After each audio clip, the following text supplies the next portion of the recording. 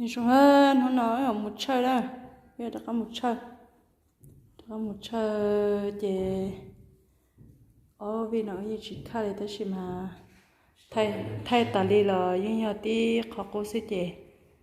nó nói một chơi đó chắc có một chơi đó nè vậy hãy đi chơi bác vậy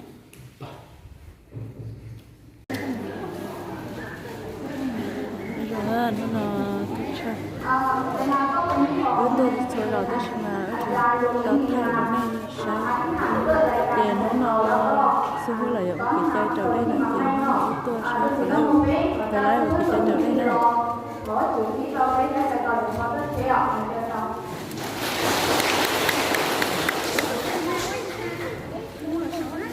chống cái chuyện chơi nó năng chống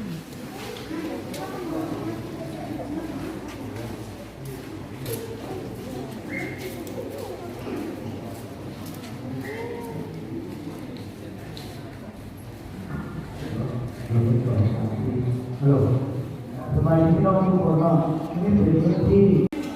ถ้าพี่บอกว่าเป็นที่เป็นเจ้านายยอมสั่นยอมทั้งหลายเหมือนว่าร่างกายมันเป็นตัวเราและเราทุกคนที่เสื่อมถึงตายเป็นผู้หมายความว่าเราจะแยกออกจากเป็นอะไรการที่เรามีหูมีตามีลมมีตามีแก้วมีมือมีเท้ามีทุกอย่างเราจะแยกออกจากอะไรแต่ว่าถ้าเราแยกเราอะไรหรอบ้านเราว่าจ่ายตรงนี้เราสร้างก็ทำอะไรผู้หลักเพราะว่าเราได้ครอบครัวแต่แค่เราไม่มีอะไรต้องหาใจเพราะว่าสังคมมันจะมีปัญหาร่วมครอบครัวแต่แค่ในบ้านเราจะมีปัญหาเรื่อยโอเคแล้วหัวเลยครอบครัวนี่เป็นเรื่องที่สำคัญเราต้องทำแบบนี้เพราะเราไม่อยากแรงกว่ามีเมียมีพ่อมีลูกใครไม่ได้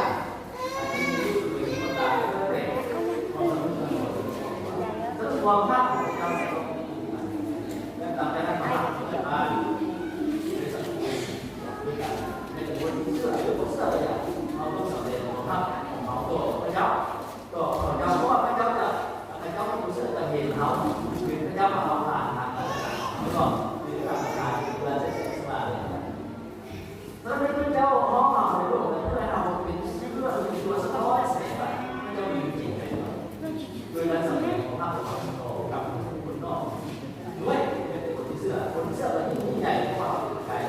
แต่ว่าคนนอกไม่เชื่อเขาก็ได้สำคัญเขาสำเร็จของภาคของเราด้วยและอภิธานเจ้าไม่ตาทุกคนที่เป็นพวกเจ้าพี่น้องแม่เราดังนั้นในเวลาสั้นๆนี้คำว่าพระคัมภีร์ที่บอกไว้เป็นข้อที่สำคัญเลยคือในบทที่3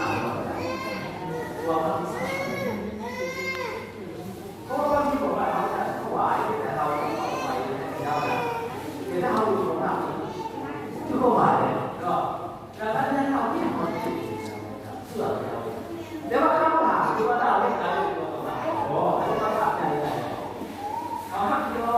ในหัวห้ามต้นไม้ในหัวเขาห้ามต้นไม้ในหัวในหัวโดยถ้าเราของพูดแล้วเราเล่นใจไม่หรอกเพิ่มคุณยอดข่าวดีเขาเพิ่มไปแล้ว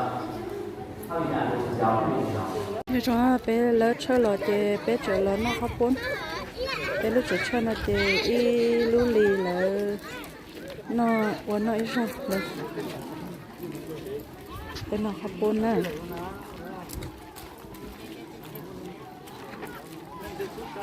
cái chuyện giờ cả thay đó nó sẽ đi nó tàn lại đây là nơi tay miếng gà nhện nó nè do tới thời nó chơi nên mẹ chơi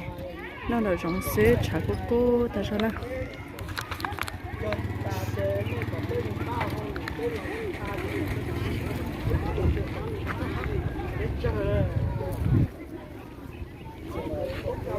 để chuyện cho nó thì tôi chống cơ nè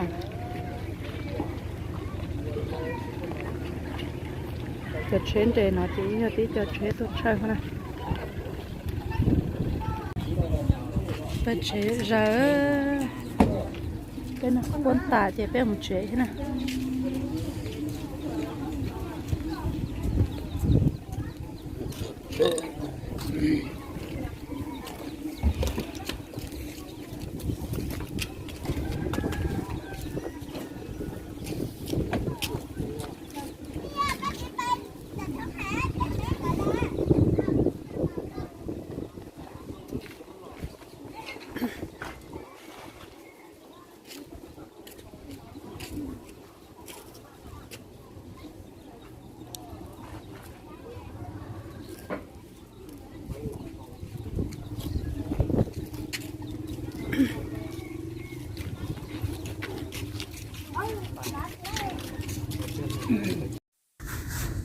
nhưng mà nó nói thì ở tôi cái chạy trâu đây nó tới xí mà lúc đi nó ta chỉ lỡ chỉ tàu mà qua cái chạy trâu đây nè chẳng chơi lấy tàu lúc đi tận đây sẽ là bỏ chát tới thì qua cái chạy trâu đây đâu sẽ là với tới nông ở bên lưỡi tới xí mà là thì chỉ lúc vì nó chỉ tàu mua là chỉ thì chủ nè thì chỉ tàu lấy cái chạy trâu đây à